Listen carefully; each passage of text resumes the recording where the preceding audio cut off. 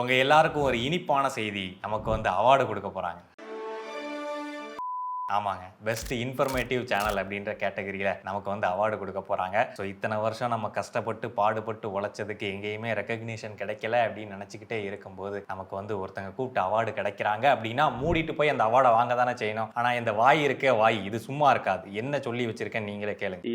எனக்கு என்ன தகுதி இருக்குன்னு நீங்க எனக்கு அவார்டு கொடுக்குறீங்க அப்படின்ற மாதிரி நான் கேட்குறேன். அது எங்களுக்கு தோணுச்சு, சரி உங்களுக்கு கொடுக்கணும் அப்படின்ட்டு. ஓட்டிங் வந்து பாத்தீங்கன்னா அது வந்து அவ்வளோ இதுவெல்லாம் பண்ண மாட்டாங்க. ஒரு துறையில ஒருத்தரை தேர்ந்தெடுத்து அவர் அந்த துறையில சிறந்து விளங்குறாரு அப்படின்னு சொல்லி அவருக்கு நீங்க அவார்டு கொடுக்குறீங்க அப்படின்னா, அது 2 கேட்டகரி கீழே அடங்கும். ஒன்னு வந்து மக்கள் வந்து அவரை தேர்ந்தெடுப்பாங்க. அந்த துறை சார்ந்த மக்களோ இல்ல பொதுமக்களோ வந்து அவரை தேர்ந்தெடுத்து இவர் பெட்டரா இருக்காரு அப்படின்ற மாதிரி ஓட்டிங் அடிப்படையில் இது நடக்கும். இன்னொன்னு வந்து அந்த துறை சார்ந்த வல்லுநர்கள் வந்து இதை தேர்ந்தெடுப்பாங்க. ஆமா, இவர் பண்ணியிருக்கிறது வந்து நிஜமாவே சொசைட்டிக்கு ஒரு நல்ல விஷயமா இருக்கு, இல்ல அந்த துறை சார்ந்து இது வந்து ஒரு அப்கிரேடா இருக்கும் அப்படின்ற மாதிரி தேர்ந்தெடுத்து அவருக்கு வந்து அவார்டு கொடுப்பாங்க. இன்னைக்கு நடக்கக்கூடிய பெரும்பாலான உருப்படாத டிஜிட்டல் அவார்ட்ஸ்லாம் இருக்கு இல்லையா, இது எல்லாமே வந்து பியூர்லி பிசினஸ். ஒரு 100 பாப்புலரான ஃபேஸஸை செலக்ட் பண்ணி அவங்களோட அவார்டு ஃபங்க்ஷனுக்கு வர வைக்கிறது தான் அவங்களோட வேலை. ஸோ அந்த பாப்புலரான ஃபேஸஸை அவங்களோட சேனலில் நீங்கள் போய் பார்க்கும்போது அது மூலமாக அவங்களுக்கு ரெவன்யூ ஜென்ரேட் ஆகும். அது மட்டும் இல்லாமல் ஸ்பான்சர்ஷிப்ஸும் வந்து வருவாங்க. ஸோ அது வந்து பியூர்லி பிஸ்னஸ்க்காக நடக்கக்கூடிய ஒன்று. இதில் வந்து சம்பந்தமே இல்லாமல் சயின்டிஃபிக் சேனல் அப்படின்னு சொல்லி மொபைல் ரிவ்யூ பண்ணுறவங்களுக்கு அவார்டு கொடுப்பாங்க.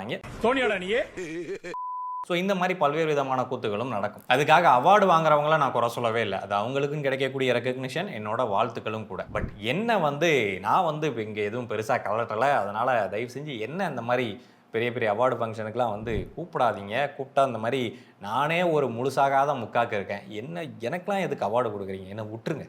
நான் கொஞ்சம் மென்டல். எந்த நேரத்தில் என்ன பண்ணுவேன்னு எனக்கே தெரியாது.